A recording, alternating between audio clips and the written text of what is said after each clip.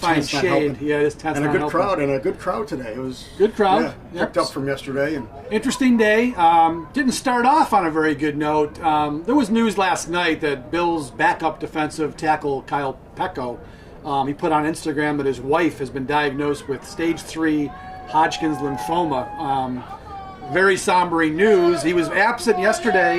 The Bills had said it was a personal matter, and then he went on Instagram and sort of announced it. So he showed up last night, and he was on the field today, and Sean McDermott discussed it at his morning press briefing. And tough. That's really tough. Feel horrible for a kid that age to have something to go through like that. His wife with battling a form of blood cancer, and it's and they have 2 kids. It kind of and Sean McDermott's always great about these things. He was able to put it, calls it how it puts it in perspective, and reminds everybody, but that these guys are professional athletes, but they're at the end of the day, they're just people with families and people to support and real life challenges. So the prayers are out to Kyle Pecco's family and his wife. Yeah.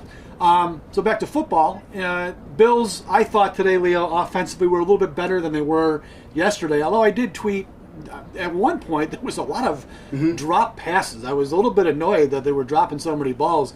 You talked to a few of the receivers because you're doing a story based on a comment that McDermott made this morning. But give me your impression of what you saw, and then talk about what you're going to write about. Well, they're right. In the beginning of again, it was like yesterday. The offense way behind, didn't look very good. And then they picked it up, and Josh Allen with the ones looked a lot sharper. At one point, he completed four or five in a row, or maybe it was 5 out of 7. He was getting into more of a flow, and he was finding those guys. And he threw a real nice bullet over the middle to Cole Beasley, one of the newcomers.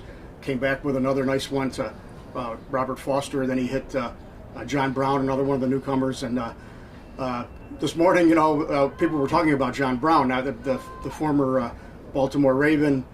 When they signed him, all the talk was about how fast he is, and he is fast. And all the talk was how he's going to. This is what Josh Allen needs, another guy to stretch the field, and this is really going to help him. But first 2 days of camp here, they've been doing a lot of red zone, short field work, and he's really quite a route runner and great skill, and he's got great separation in the short areas. And so that led to a discussion about McDermott just off the cuff said, we have a colony of Smurfs here. and I went back and finally looked at it. Brown is only 5'11".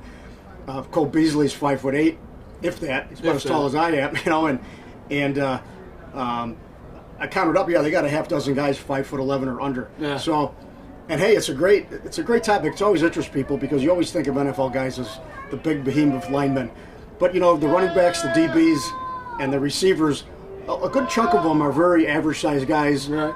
They're uncommon athletes, great speed, strength, quickness, desire, all those things.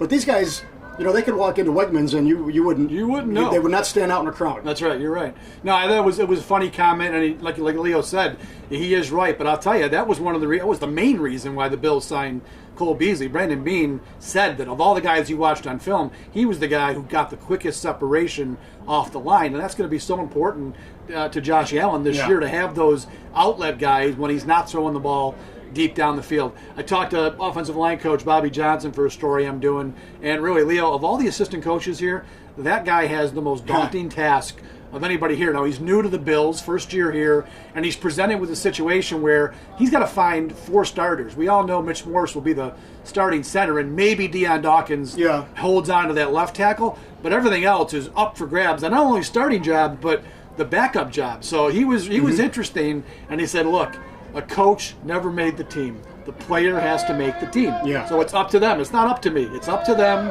what they do on the field. And so far, through 2 days, it's a pretty spirited competition. The only change they made today, Leo, that I saw was Feliciano was the starting right guard. Yesterday they had Spencer Long in there today. So I think it's going to be a change every single day we're here. The guards are going to be. That's where I think the competition is mainly. I believe.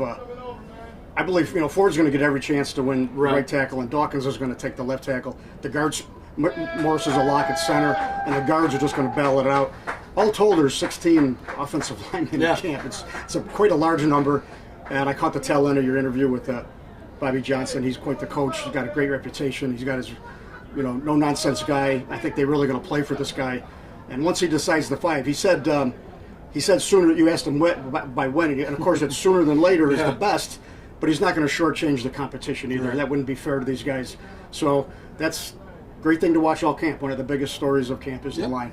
All right, we're going to wrap it up here on a Friday afternoon. I'll be back Saturday and Sunday while Leo's probably going to the lake for the weekend, his days off. But I will be back here tomorrow at Democrat.